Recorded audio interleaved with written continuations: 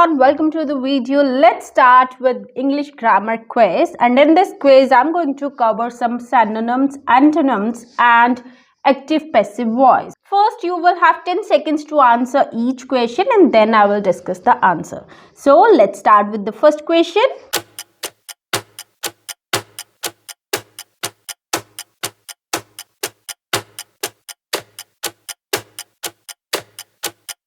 The soldier showed fortitude and resilience while facing the opponents. Now, in this sentence, we need to find out the synonym of the word fortitude. Fortitude के synonym से पहले let's find out कि इन चारों का meaning क्या है. The child showed ingenuity by building a house using just paper and glue. So, child ने अपनी creativity show की है एक house बना के just पेपर और ग्लू को यूज करके. सो उसने क्या शो की है? Creativity.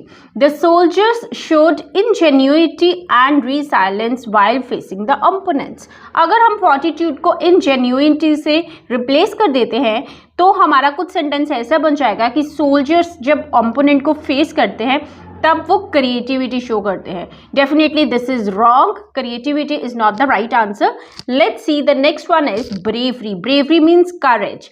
The boy showed bravery when he helped the dog stuck in the river. So जब बॉय ने देखा कि एक डॉग जो है वो रिवर में स्टक कर गया है तो उसने क्या किया? अपनी ब्रेवरी शो की, उसने उसको बचाया, उसकी हेल्प की. So bravery, courage. The soldiers showed courage. अब जब वो अपोनेंट्स को फेस कर रहे हैं तो वो करेज शो कर रहे हैं. ऑब्वियसली सोल्जर्स में बहुत करेज होता है, वो बहुत ब्रेव होते हैं. So bravery is the correct answer. Atrocity. Atrocity means terrible and cruel acts. वो वाले acts जो कि बहुत अच्छे नहीं होते. The story talked about the atrocities of war that hurt many people. Atrocity is also not the correct answer. Next is consciousness का मतलब होता है रिस्पॉन्सिबल. कोई काम आप कॉन्शियसनेस के साथ करते हो तो it means you are very responsible person. She showed consciousness by cleaning her room carefully every day. So consciousness का मतलब है responsible. The soldiers showed consciousness and resilience while facing the opponents. No, this is not the correct answer. So correct answer है हमारा bravery. Bravery is the right answer.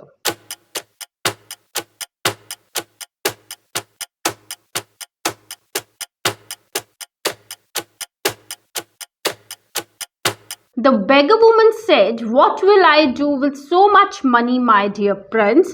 Now this sentence need to be converted into indirect speech. So indirect speech के लिए पहले हम देखते हैं कि इसके rules क्या है. Now सबसे पहले तो हम reporting verb को change करेंगे जो कि said, asked या replied होती है. लेकिन यहाँ पे हमारी क्योंकि second verb पहले लगी हुई है तो हम सेट को चेंज नहीं करेंगे, ये एज इट इज ही रह जाएगा. Remove the quotation marks. उसके बाद हमने ये कोटेशन मार्क्स हटा के मोस्ट ऑफ द टाइम हम दैट यूज करते हैं, बट क्योंकि ये क्वेश्चन का सेंटेंस है तो हम व्हाट से ही सेंटेंस को स्टार्ट करेंगे. क्वेश्चन मार्क्स हट के व्हाट लग जाएगा. Then we need to change the pronoun. अब यहाँ पे आई लगा हुआ है. आई हमारा बेगर जो है उस पर चेंज होएगा, फर्स्ट पर्सन में चेंज होता है. बेगर जो है वुमन, सो शी जो है वो आई की जगह पे चेंज होगा. After this we need to convert the tenses. अगर will, shall, is, am, are, has और हैव ये वाले टेंसेस लगे हुए हैं तो इसकी हमने पास्ट फॉर्म लगानी होती है. सो विल का वुड हो जाएगा, शेल का शुड हो जाएगा, इज एम का वॉस और हैज और हैव का हैड हो जाएगा. सो यहाँ पे है विल, विल का हम वुड बना देंगे. And then after this my dear prince, ये एंड में लिखा हुआ है, इसको हम स्टार्टिंग में लेके जाएंगे. तो ये सेंटेंस कैसे बन जाएगा? The beggar woman asked the prince what she should do with so much money. This is the correct answer.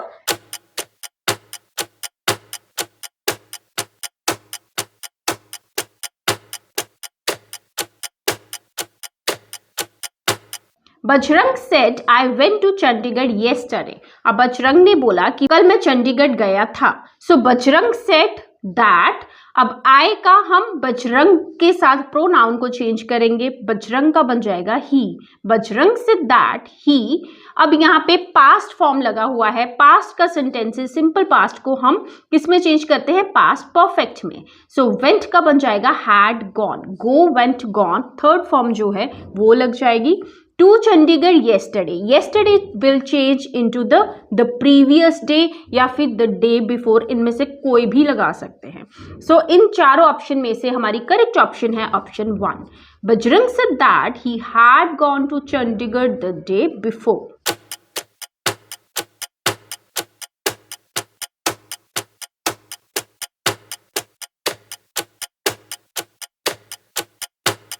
Lucky का हमें सिनोनिम ढूंढना है. आउटरेजियस का मतलब होता है very shocking. It was outrageous that they cancel the concert at the last minute. So ये बहुत ही शॉकिंग है कि उन्होंने लास्ट मिनट पे कॉन्सर्ट को कैंसिल कर दिया.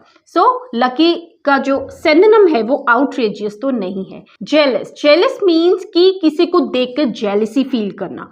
He was jealous because his friend won the prize. Definitely lucky का synonym jealous भी नहीं है. Then auspicious, it means favorable.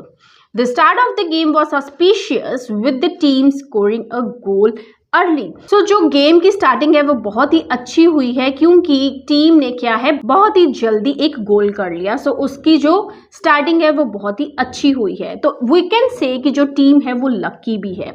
So this is the synonym for lucky. Ominous means bad और unpleasant, कोई चीज हैपन हो जाना.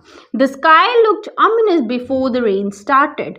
अब क्योंकि हमें स्काई जो है ऑमिनस दिख रहे हैं तो मे बी जो है वो स्टॉर्म आ जाए या बहुत ही जोर से बारिश हो.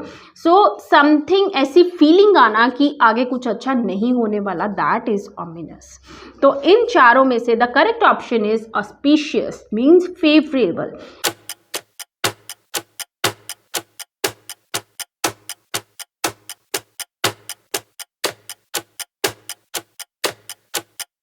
Rohan said, commas, I will arrive late. Now, this is a very simple sentence. Rohan said that I का जो है वो he बन जाएगा क्योंकि Rohan is a boy. Will जो है हम would में change कर देंगे. I would arrive late. So यहाँ से हमारी ऑप्शन सेकंड जो है वो करेक्ट है. Rohan said that he would arrive late.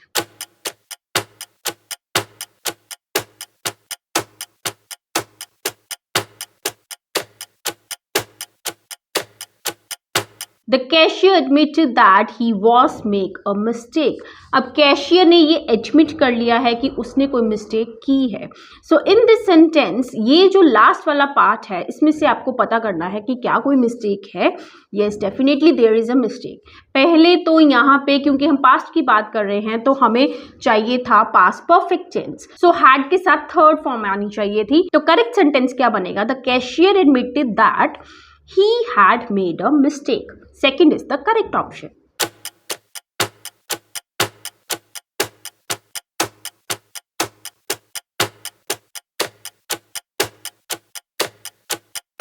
If I was the president of India, I would work to ensure communal harmony.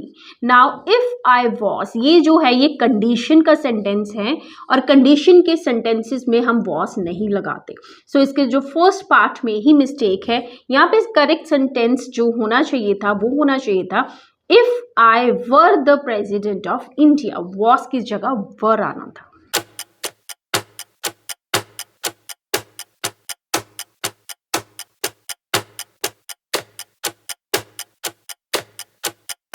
To be in the driving seat. This is the idiom. You need to find out the meaning. अब आप खुद ही सोचो कि आप car में जा रहे हो और आप ड्राइविंग सीट को कंट्रोल कर रहे हो. सारी कार का ही कंट्रोल आपके ऊपर है. सो इसका मीनिंग क्या बनेगा? टू बी इन चार्ज और कंट्रोल ऑफ अ सिचुएशन. पूरी सिचुएशन को कंट्रोल करना. First is the correct answer.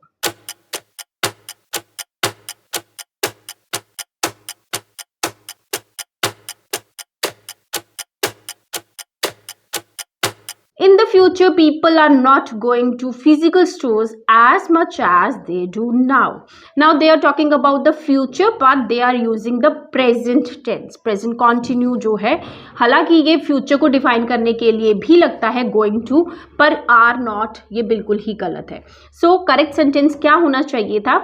Were not first is not the correct answer. Then are not second भी गलत है. देन शुड भी हमारा गलत है. Fourth is the correct answer. In the future people will not go to physical stores as much as they do now.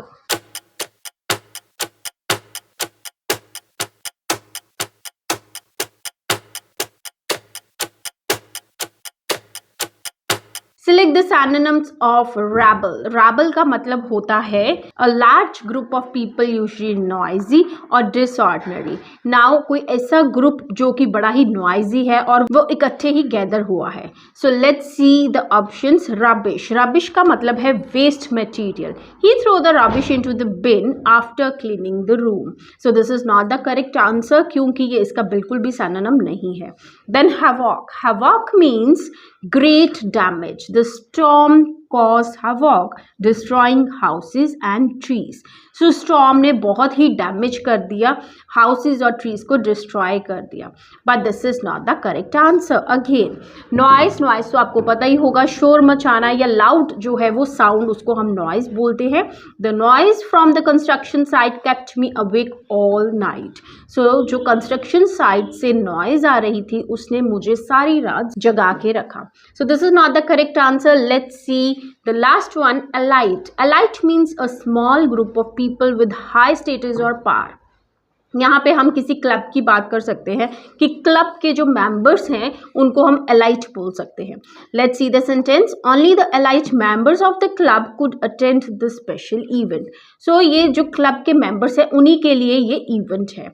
Now rebel का हमें synonyms जो है वो ढूंढना था, दैट इज एलाइट, क्योंकि रेबल का मतलब भी ग्रुप ऑफ पीपल होता है और elite means also group of people. I hope this video is beneficial to you. If you want more such videos, then do like, share and subscribe this channel. If you have any thought about this video, then don't forget to comment us. Enjoy your learning. Have a nice day. Bye bye.